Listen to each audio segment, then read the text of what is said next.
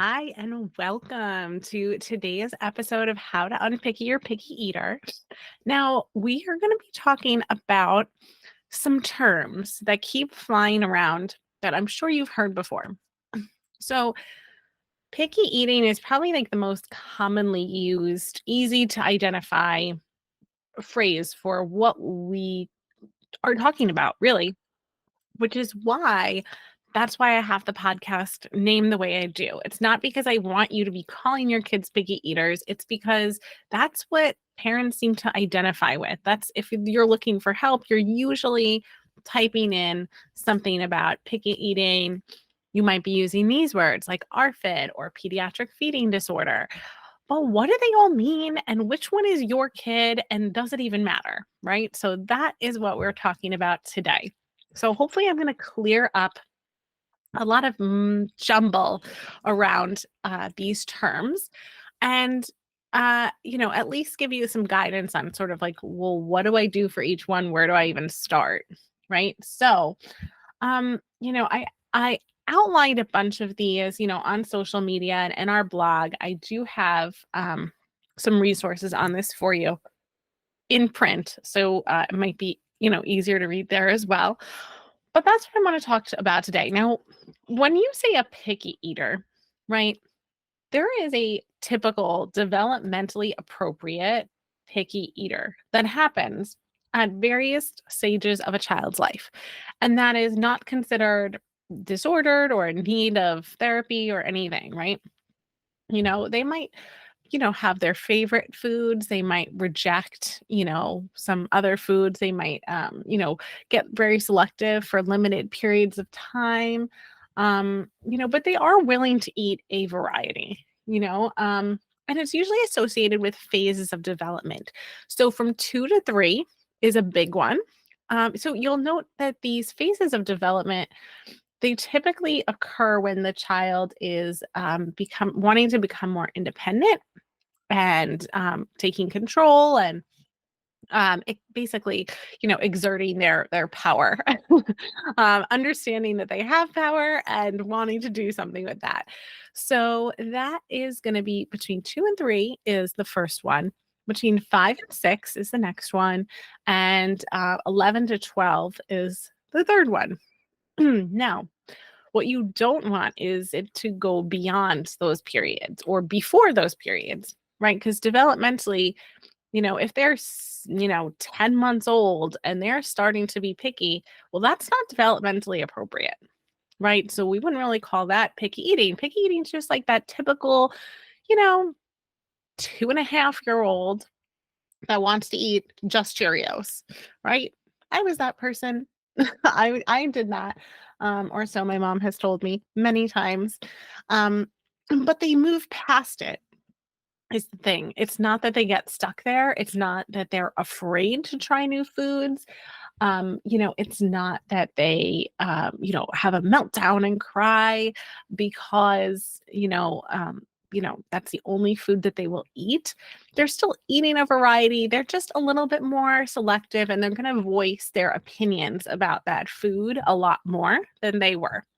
But when that developmental period has passed, they should generally resume to incorporate new foods into their diet and explore new foods.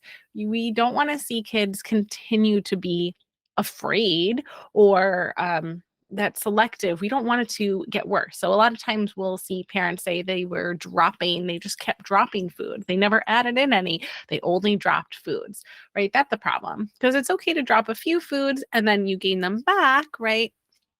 Developmentally, okay, they're not so picky anymore.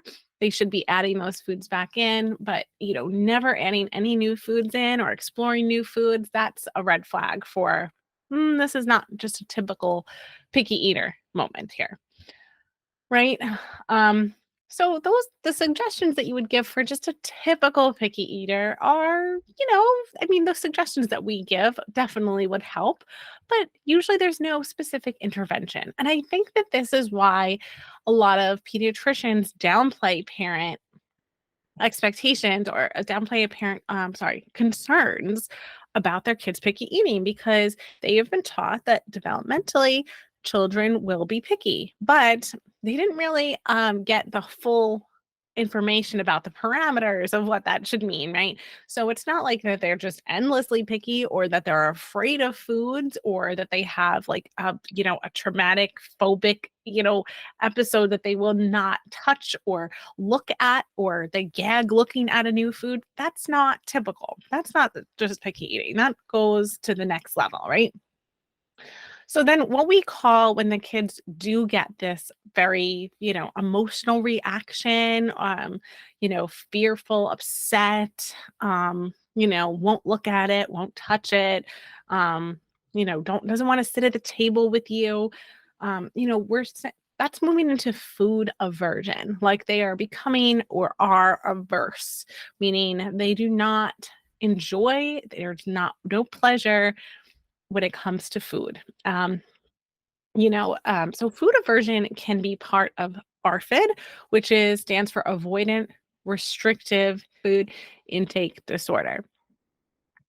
So, that could be food aversion is part of that, that the lingo there. Also, pediatric feeding disorder. And there's two variations. There's chronic and acute. I've never seen an acute case before. Most pediatric feeding disorder cases are from birth. But these are two places where you can see these more severe food aversions, right? Okay, so let's break down what is ARFID, because I hear people saying it all the time, and a lot of times I feel they don't actually have ARFID. It's actually something a little bit different, or it could be that it's actually ARFID plus pediatric feeding disorder. Okay, so a lot of people are saying ARFID. My kid has ARFID. I think they have ARFID because they restrict and they limit the number and types of foods that they will have. Um, in my understanding of it is basically that, especially if there was a traumatic event, like let's just say you choked on a peanut, and ever since you choked on that peanut, you might be afraid to actually eat any solid foods because that fear response, like that life or death situation you were in, has totally overcome your logic and reasoning, and you are just totally in fight or flight whenever you see a food, right? Which is like a logical, like you can see the connection right between that. Okay, they choked, now they're afraid, right? So we have to sort of, work on that, right? So, a traumatic event with food, though, doesn't have to be choking. It can be a negative food experience, which can be a lot more vague. A negative food experience might be something like, they're eating a carrot and they don't totally chew it all the way. So when they swallow it, they didn't, it's not so pureed at that point. It's a little bit more solid and they feel it and it's uncomfortable, right? But they might have swallowed it and not made a face, or you might have missed it. And to you, there's nothing bad has happened. But to them, they, associate it with something not so good, a not good feeling. But with ARFID, there's no physical difficulty chewing and swallowing. And I think this is why there is an overdiagnosis of ARFID, because a lot of professionals are not well enough trained to determine if there is no physical difficulty with chewing and swallowing. Because all of the kids that we have seen, some have been diagnosed with ARFID, others have not. They do have difficulty chewing. They're not breaking down food well enough before they swallow. And for me, ARFID is more acute. It's more short term. It might have come out of the blue. They were eating fine, and all of a sudden, they just were afraid of food, or they just decided they're never going to eat purees again. Like something happened, like an event happened, and they're going to now switch gears and they have a different opinion about food. But can they physically chew it and swallow it? Yes. Okay. But there is some sort of a change that has come up in their life where they were eating food and now they are not. And that is, to me, more of the ARFID diagnosis. Okay. Now, that gets lumped very often into our kids. And I think, again, it's because professionals don't totally understand what proper chewing and swallowing looks like. But a lot of our kids, we once had a kid actually who we diagnosed with pediatric feeding disorder, and then they went to a psychologist and they said, oh no, it turns out he had ARFID the whole time. So we're going to go and do like this behavioral therapy. And I was like, what are you talking about? They don't the kid cannot chew. Like, he had so many oral motor issues. I was like, he's had these issues from birth. Like, this is not ARFID, right? So I feel like parents are getting like these like mixed signals from different professionals. But don't worry, I am here to sort of sort it out for you. And actually, if this makes you feel any better, to tell you that the diagnosis doesn't mean anything. And I actually would hope that you just throw that out the window completely. And I will explain why. But okay, so again, this is this ARFID thing. It's this fear of food. It's this, kind of coming a little bit out of nowhere. You're chewing and swallowing fine, and then all of a sudden you just switch gears and you have a different opinion about food, and now you don't like it anymore.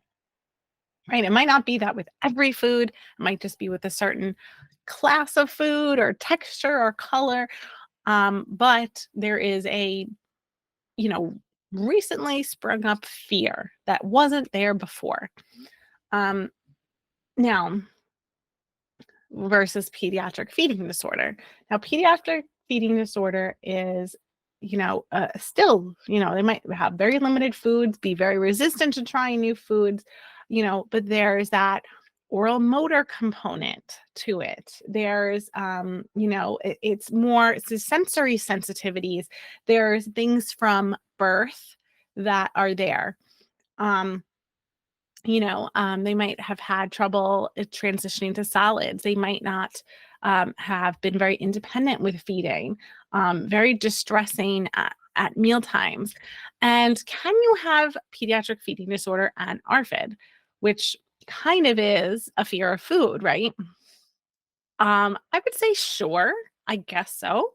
But again, in my mind, the definition is completely irrelevant because you're not going to treat someone with ARFID totally different than you would with pediatric feeding disorder. You might do a few extra things with pediatric feeding disorder, but in an assessment, I would still, this is why I don't think a psychologist, which psychologists diagnose ARFID, I don't think that that's a good idea because I think you also need a speech pathologist to look at the oral motor component and rule out that there isn't an oral motor component, that there isn't a history of previous feeding issues in infancy, in toddlerhood, right? If there's like a recurring theme here of, oh yeah, they had difficulty latching. Oh yeah, they had a lot of reflux. Oh yeah, they had difficulty transitioning to solids. Oh yeah, they actually gagged a lot as a baby.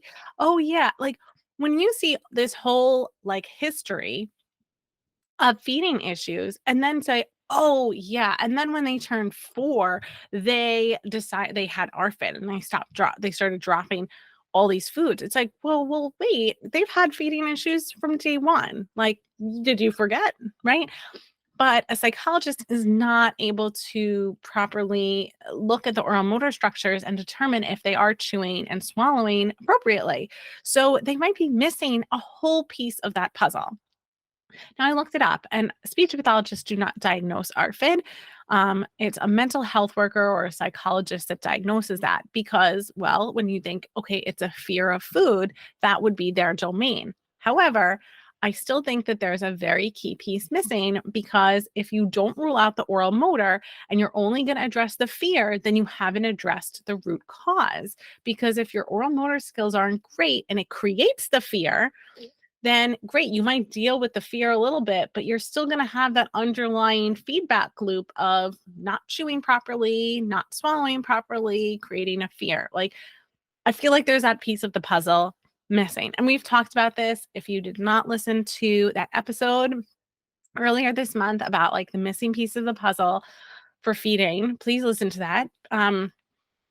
Because I think that it is so important. And, the child might have had a history of sensory stuff, and you're saying that they have ARFID. And it's like, well, wait, but there's other things going on. It's not just a random fear of food. They're not randomly restricting themselves because of some sort of a traumatic event, or, it's not like everything was perfectly fine. And then one day they just stopped eating. And sometimes I think you could have both. I actually had a girl that did have, I would say both, because even though her oral motor skills were not good, she was eating, I'd say a limited diet, but she was eating her typical foods. And then all of a sudden she thought that she choked on something. Whether she actually did or not, we still don't know. There's no evidence that she actually swallowed this inanimate object by accident. She was convinced that she swallowed something by accident, and it didn't feel right when it went down. Whatever. The point was, we didn't do anything really different that we wouldn't have done. Like, so for example, like we're still going to work on that desensitization in that incremental way that we would with pediatric feeding disorder or ARFID. It doesn't matter. It doesn't matter how they came to be fearful of that food, but we're still going to treat them the same way. And I think when you're only looking at the fear aspect of the food and you're only being treated by a mental health professional who doesn't have the oral motor skills knowledge, then great that you're addressing the fear, but there's still a missing puzzle piece to why it even happened in the first place, perhaps. So that's how I feel about it. And I don't see a huge difference. Like, I wouldn't do anything really different for ARFID that I would do for pediatric feeding disorder. I'd say if it was truly ARFID, and if we assessed the oral motor and they had great oral motor skills, I didn't see any issues there, and I would say, okay, yeah, it's ARFID, but I'm still going to do the same things. I'm still going to take you through it slow. I'm still going to, make sure that you feel comfortable with the food at this level before we move on to the next level, which, maybe we're going to feel okay with touching it before we move on to licking it. You're going to have to still go in, I think, that general order. And I think only addressing it as a fear or phobia, I think, is a disservice, because there might be more components to it. And if you're not addressing those other components, it either will take a much longer time, or it might come back, or, I feel like when you address it from the root cause from the very beginning, that you have that more long-term success, like that lifelong, understanding and love of food, and that understanding of what the mouth, what the functions of the mouth are, how was I swallowing wrong? How do I swallow correctly? Okay. Getting that feedback. Oh, let me make sure I cleared out my mouth. Let me do another swallow. Even just sometimes like understanding and being aware of some of their deficits oral motor wise. Even if that's not a primary part of the treatment, it might help to move them forward and to decrease that fear, because right, if part of the fear is trying new foods because they're afraid that they might choke or that it doesn't feel right, having them problem solve of how to make it feel better in their mouth is going to be beneficial. Having them problem solve through the sensory pieces that are irking them is going to help them be more comfortable with those different textures and things like that. So yeah, so that's sort of my take on it. And whichever one you whichever diagnosis I suppose you have, um, you still have to be consistent. It's still going to take some time. It's not going to be overnight. They're just better. You're still going to want to do a lot of the same strategies of how we present foods and our plating strategy and um, each food chaining, and those are still useful. They're useful for regular picky eaters who are developmentally appropriate to our very selective eaters or our ARFID or our pediatric feeding disorders, right? So we still basically treat them the same. And honestly, I think labels do more harm than good across the board. Labels like autism, ADHD, these I just in general, I don't like the labels. And I understand it's just a reality of the current world that we live in, that you have to have a label, you have to have a diagnosis to qualify for this treatment, or for the insurance company to reimburse you, or for the school district to give you this service. And I think it's very unfair that, if you have an autism diagnosis, you just qualify for all of this stuff. And you might, you might still have other things going on. It might not be autism, but it's like, well, why doesn't that qualify you for the same level of service? It should be based on ability or need, but instead things are based on the diagnosis. That's like one of the first things that the insurance company is looking at. Well, what's the diagnosis? Is it one of our approved diagnoses that we will cover? Why does that matter? If someone's struggling, I personally, as a therapist, I never ever treat based on a diagnosis. It means nothing to me because I've had kids with an autism diagnosis that were not autistic, completely fine. I've had kids with an autism diagnosis that, it might have seemed like they were very high level and they were very nonverbal. It doesn't mean anything to me. I always treat based on the symptoms. What are we seeing? Where's the goal? Where do we want them to go? And then we're going to do things to try to help get them to that goal or to that next level. And it has no bearing. Whatever is on the piece of paper, I have always ignored. I always treat based on what I see as being their main issues, and just, my brain works of, okay, well, if this is the issue, how do I get them to the next step? Think of like stairs going up. And I'm just, okay, we're at the bottom level right here, right now. How do we get them to the next step? How do we get them to the next step? Okay, great, we're here. What are we going to do to get them to the next step? That is literally all it is.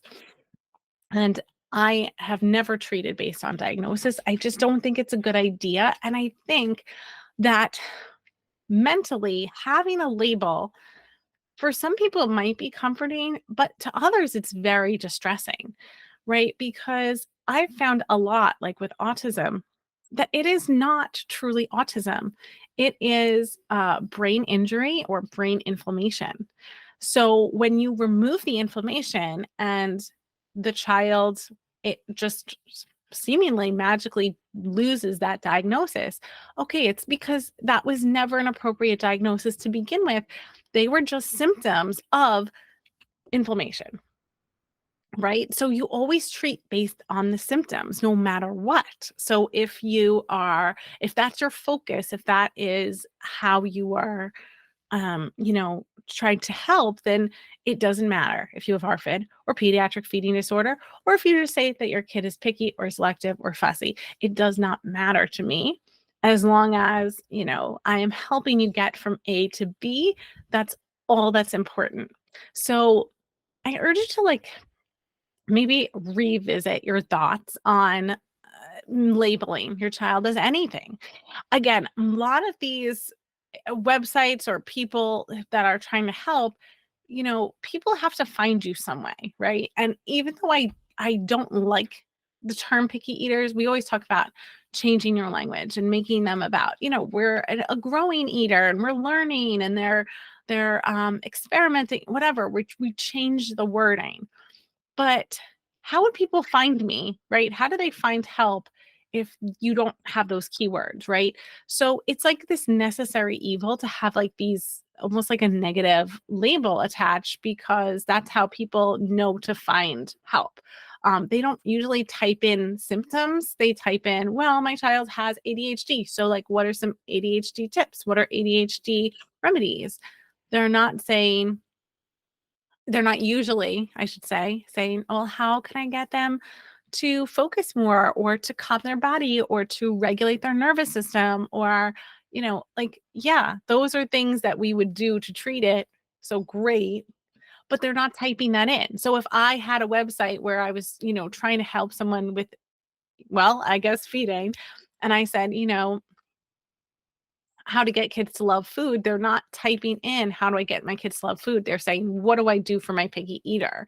Right. So, don't just assume that because we're using these terms that that's the best way to label your child. It's just, sometimes that's just like the vessel of how to get them the help.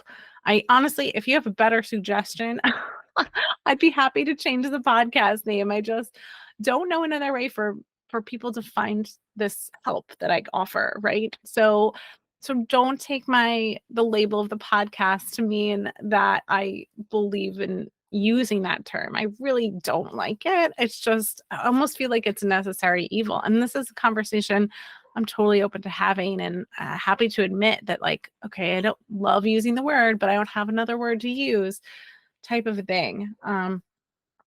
But thinking about your kids and how maybe they have or have not been labeled over time, and maybe how that label or non-label has affected them. No matter what it is, it doesn't have to be about eating. We have a lot of parents with kids on the autism spectrum, and we've had kids who their parents refuse to get them a diagnosis of autism because they associate it as being a bad thing. And others, they want that diagnosis because they know that as soon as they get it, their world of services just expands, and they want their kids to get all the services. Everyone has a very different view on labels and diagnoses. And you kind of just have to, what is yours? How do you feel about it? But I would suggest that taking the label off, at least for the picky eating world, it's just, they're struggling with food right now, and we can help you with that. Like, that's what we do. We help you get your kids to like food. And it doesn't matter to me where that fear came from, whether it was from they choked on it, or, they've had a history of bad oral motor skills, and, over time they grew to hate that food because they thought it was bad for them. Doesn't matter to me. I'm going to treat it the same no matter what the piece of paper said. So I hope I gave you guys some food for thought on this episode. And I do hope you sort of explore this a little bit, and think about what it means for you and for your kid. And we have to put a diagnosis on all of our reports for parents because a lot of them submit to insurance and try to get reimbursed. But it's not something that I like to do. I don't think it means much. So, let me know if this resonates with you. Maybe it does, maybe it doesn't. Maybe you're like feeling the opposite way, and that is totally fine too. You are absolutely allowed to do that. So yeah, but let me know. I'm kind of curious about your thoughts about you know, the diagnosis versus the not, or what your child was or was not labeled as in regards to food, and how that's impacted you. So yeah, so if you need help with this, of course, this is what we do. Visit us at foodologyfeeding.com. We have tons of resources there. We are just finishing up our Picky Plate to Clean Slate launch for February. But depending on when this episode airs, there might still be time to join us in the February launch, where we can give you this personalized roadmap, taking you through from where you're at now to where you want to be. So please join us, and hopefully we'll see you there as well. And yeah, I hope you guys have a great week filled with lots of food and fun and learning, and yeah, all good things, some sunshine. And we will see you again next week. Thank you for listening to How to Unpicky Your Picky Eater. To learn more about achieving your child's feeding goals, check out Christine's website at foodologyfeeding.com. And be sure to tune in next time to How to Unpicky Your Picky Eater.